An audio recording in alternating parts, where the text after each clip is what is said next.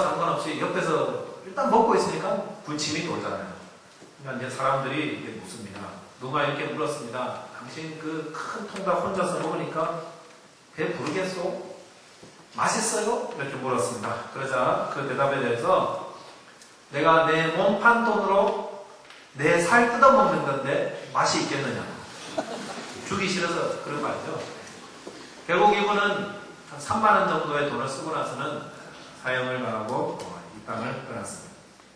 또 한 사람은 월남전에서 그 받았던 월급들을 다 정산해서 모아보니까 자기 소중의 한국 돈으로 약 한 15,000원 정도가 가지게 되었다고 했습니다.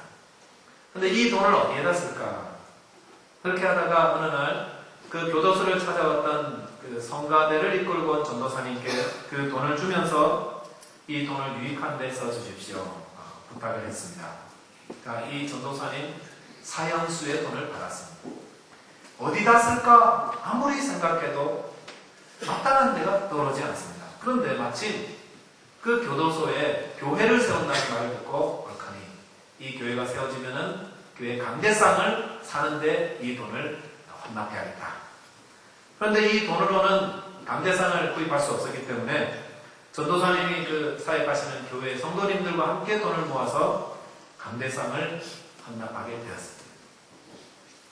헌당식이 있는 날 전도사님께서 이 강대상의 유래와 그 사연을 이야기하자 그곳에 참석했던 신문기자가 그 사실을 신문에 알리게 되었습니다. 그리고 그 당시 대통령이었던 박정희 대통령이 그 기사를 보고는 감동했습니다. 감동하고 사형수를 무기수로 전향시켜주고 25년 수감생활 이후에 이분은 출소되는 기쁨을 누리게 되었습니다. 실제 있었던 일이었습니다. 두 사람이 있습니다. 두 사람이 동일한 상황으로 사형수의 자리에 있었습니다. 그런데 두 사람의 운명은 동일한 운명으로 갈 것 같았지만 다른 운명으로 가게 되었습니다. 왜 그렇습니까? 한 사람은 제 육신의 배를 불리려고 하는 그런 길을 택했고 또 한 사람은 내가 비록 사형수를 할지라도 의미 있는 삶을 살겠다. 가치 있는 삶을 택하였던 것이었습니다. 그리고 그 결과는 그들이 택한 삶과 같이 삶과 죽음으로 확연하게 달라지는 그런 결과가 나타났습니다. 이 시간도 우리는 나의 삶을 어떤 삶으로 택할지를 선택하는 그 선택의 그 문제 앞에 늘 서 있습니다. 가치 있는 삶을 살 것이냐 아니면은 내 배를 채우고 오늘 먹고 사는 그런 일에 내 삶을 다 투자할 것이냐. 어떤 식으로 어떤 길을 택하든 그것은 자유지만 자기가 선택한 길에 대한 그 보상은 반드시 있을 것입니다. 오늘 성경 말씀 보시면은 우리 예수님께서는 예수님을 믿고 따르는 그의 제자들과 저와 여러분들에게 열매 맺는 복된 인생 되어야 되지 않겠느냐 이렇게 묻고 계십니다. 저와 여러분들이 복된 인생 되어야 되죠. 사형수뿐만 아니라 주부든지 일하는 사람이든지 목사든지 그 자리에서 열매 맺고 가치 있는 인생이 되어야 되지 않겠느냐 우리에게 도전하고 계십니다. 특별히 우리가 VIP 초청주일 2주일을 앞두고 있는데 어떤 삶으로 열매 맺는 삶을 살 수 있을까? 말씀을 통해서 함께 은혜를 나누도록 하겠습니다. 첫째는 바보가 되어야 열매를 맺습니다. 오늘 5절에 보시면은 예수님께서 이렇게 말씀하십니다. 5절 말씀 스크린에 나오나요? 함께 5절 같이 읽겠습니다. 시작.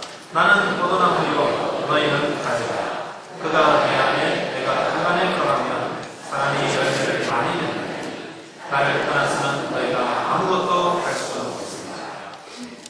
예수님은 우리가 예수님을 떠나서는 아무것도 할 수 없다고 하겠습니다.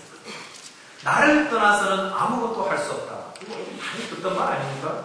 혹시 마마보이로 계셨던 분들 많이 듣던 말 아닙니까? 나를 떠나서는 너희가 아무것도 할 수 없습니다. 그 마마보이는 엄마를 떠나서는 혼자 아무것도 할 수 없습니다. 옷도 제대로 못 입고 뭐 입어야 돼요? 맨날 묻고 뭐 먹어야 돼요? 화장실 가야 돼요? 지가 가면 되지. 엄마가 뭐 가라 마라 해라 마라 이래야 하는 겁니다. 엄마를 떠나서는 너희가 아무것도 할 수 없습니다. 근데 성경은 우리에게 뭐라고 하고 있습니까? 꼭 똑같이 말씀하죠. 너희가 나를 떠나서는 아무것도 할 수 없습니다. 우리에게 뭘 말씀하고 있습니까? 우리에게 영적인 마마보이가 되라. 이렇게 마마걸이 되라 말씀하고 있는 것입니다. 왜 주님을 떠나서는 우리가 아무것도 할 수 없습니다. 왜냐하면 열매 맺는 것은 우리 힘으로는 할 수 없는 것이기 때문입니다. 열매 맺는 인생 되는 거 내가 뭐 좀 잘 배우고 하면 될 것 같은데 그렇게 되지 않습니다.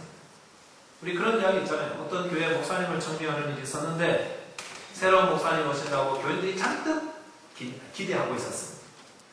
교인들은 은퇴한 목사님은 학력도 변변치 않고 말씀도 별로고 시원찮고 새로 부임하는 목사님은 학력도 좋고 말도 잘하고 뛰어나고 유학도 하고 이랬으니까 아마 교회가 크게 부흥하리라 이렇게 기대했던 것 같습니다. 그런데 새 목사님이 오셨지만 교회는 부흥하는 것 같지 않았습니다. 그리고 목사님 자신도 목회하기가 점점 힘들다는 걸 느끼기 시작했습니다. 그래서 이 목사님이 그 전에 목사님은 어떻게 살아가셨는지 여러 성도님들에게 물어봤더니 성도님들의 대답은 이구동성으로 그 전에 목사님은 뭐든지 무릎 꿇고 기도하셨습니다. 뭐 그런 말을 들었어요. 그 전에 목사님은 무엇이든지 무릎으로 기도하면서 목회했다는 것입니다. 그래서 이 젊은 목사님은 역시 똑똑한 분이라 자기가 자기 머리로 목회했던 것들 회개하면서 그날 이후로는 무릎 꿇고 기도하는 그런 삶을, 그런 목회를 하시고 성령의 도우심을 구해서 훌륭한 목회를 하셨다. 이런 이야기를 들어드리겠습니다. 아마 다 아는 이야기라고 생각합니다. 그리고 목회의 열매, 신앙의 열매, 우리의 삶의 열매 누가 맺는 것입니까? 내가 열매 맺으러 할 때마다 힘들고 어려울 때에 한번 되돌아보십시오. 혹시 내가 내 힘으로 지금 맺으려 하는 건 아닌가? 하지만 우리가 기도하면서 성령의 힘을 의지하고 순종하면서 행한다면 좋은 열매가 맺혀지는 것입니다. 사도행전 1장 8절 말씀 잘 아시죠? 오직 성령이 너에게 임하시면 너희가 권능을 받고 예루살렘과 온 유대와 사마리아와 땅끝까지 이르러 내 증인이 되리라 하셨는데 이 말씀을 유진 피터스 목사님이 새로 쓴 메시지라는 성경에 보시면은 이 본문을 이렇게 해서 기록하고 있습니다. 예수 그리스도와 우리가 한 마음 한 생각이 될 때에다가 그때 많은 열매를 맺는다는 것입니다. 그래서 윌로우 크릭 처치 잘 아시죠? 세들백 교회라는 글을 쓰시고 아닙니다. 윌로우 크릭 처치에 있는 빌 하이거스 목사님은 그런 말을 했습니다. 아침마다 일어날 때마다 이렇게 고백합시다. 성령님, 오늘도 저는 성령님의 손에 저를 맡기겠습니다. 나를 사용하셔서 열매 맺는 삶 되게 해주십시오. 누가 열매 맺는다고요? 성령님이 나를 열매 맺게 하는 것입니다. 그래서 나에게 가르치고 나에게 지도하고 인도하심을 따라 살 때에 그때라야 열매 맺을 수 있다고 말씀하십니다. 그러면서 빌 하이거스 목사님이 전도했던 좋은 여러 가지 30년 동안 전도 그런 사례 중에 하나를 소개해 주셨는데 이 빌 하이거스 목사님은 설교 준비를 좀 특별하게 하셨어요. 원고를 이제 쓸 때가 있는데 그때 되면은 사무실에 앉아서 하지 않고 식당 같은 데 숨어서 이렇게 막 하셨다고 해요. 식당에서 이렇게 늘 가는 식당이 있는데 그 식당 가면은 웨이트리스 있잖아요. 근데 우리나라 사람들은 웨이트리스한테 눈도 주지 않는데 거기 서양 사람들은 이야기하잖아요. 뭐 하느냐, 어디서 왔느냐, 뭐 하느냐 이런 이야기 하는데 이 목사님도 자주 이 웨이트리스와 이야기하다 보니까 이 웨이트리스의 삶을 조금씩 알 수가 있었습니다. 이 웨이트리스 아줌마는 20대에 딸을 둔 여성분이었는데 이 빌 목사님과 국적도 다르고 종교도 다르고 교회라고도 와본 적도 없고 예수님에 대해서 들어본 적도 없는 사람이었습니다. 그런데 어느 날 크리스마스 이브 설교 준비를 하기 위해서 그날도 식당을 찾아가 있는데 잠깐 눈을 들어봤는데 저쪽에서 테이블을 치우고 있는 그 여자분이 보였어요. 근데 가슴에 동시에 귀를 울리는 듯한 그런 음성이 들리는 것 같았는데 그게 뭐냐면은 저 여자가 하나님과 떨어진 상태에서 죽으면 영원한 죽음을 맞이할 수밖에 없다. 어서 일어나 저편으로 건너가라. 가서 그녀를 이번 크리스마스 이브 예배에 초대하라. 일단 가서 말을 건네라.